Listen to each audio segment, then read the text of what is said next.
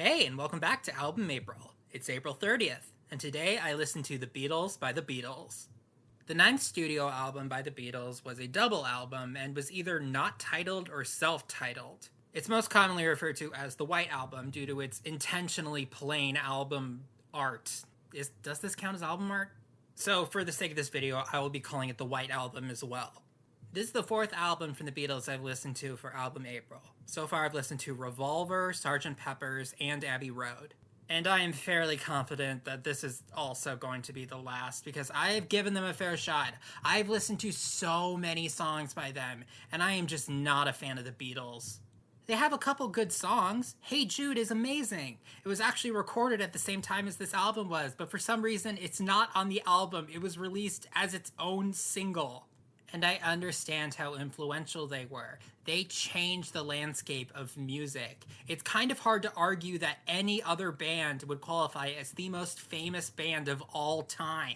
But just because something is popular or innovative or even industry changing doesn't necessarily mean that it stands the test of time, and I really don't care for most of the Beatles stuff I've heard. There is one good song on this album. Dear Prudence is good. Everything else, take it or leave it.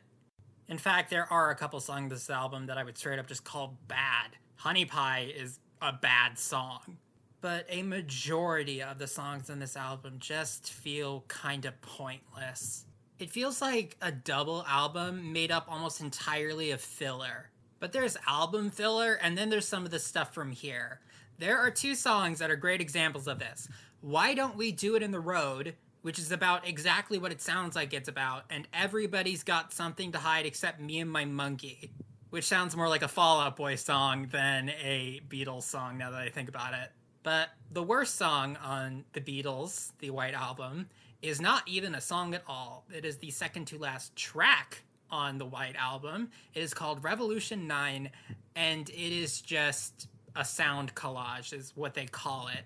To me, it just sounded like an intro to a song. There's things like news clips and talking and like backwards music and like random noises, and I kept thinking like, is the song going to start at some point? But then it doesn't, and then it just keeps going for 8 minutes. I'm sure that this would be something I could use in like the background of an analog horror, but it's not really something I want to listen to on a music album. Let's just do like rapid fire, talking about the songs that I see. Back in the USSR, I'm pretty sure that was a joke album, but it was like talking about like the different types of girls that they like. There was the Georgia on My Mind joke, but it's Georgia as in Eastern Europe Georgia, not America Georgia.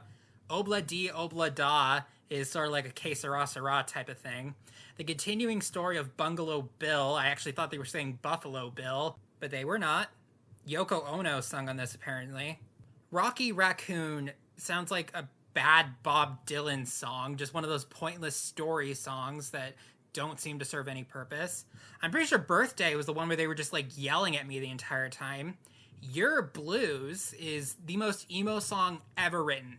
I thought the most emo song ever written was Paint It Black by Rolling Stones. Nope, it's this. Savoy Truffle, I'm sure it was a metaphor of some sort, but it just felt like George Harrison listing off a bunch of foods. And it ended with Good Night, which had one of the worst things you could ever put in an album, in my opinion, whispering. To sum up, I'm not going to say that I thought that most of the songs on this album were really that bad. I just thought that most of them were not very good. Dear Prudence is a good song. There were a couple songs that were like, okay. If they actually had included Hey Jude on this album, it would have been a massive highlight, and the album would have at least had that. This isn't the worst album I listened to all month. It's not even close. I didn't even really think it was bad per se. I just wasn't looking forward to listening to this because I was pretty sure the whole thing was just going to feel like the second half of Abbey Road, and it kind of did.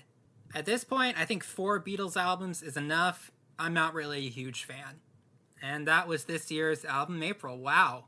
It's always surreal to come at the end of these months because by the end of it, it had become a habit. It's part of my daily routine.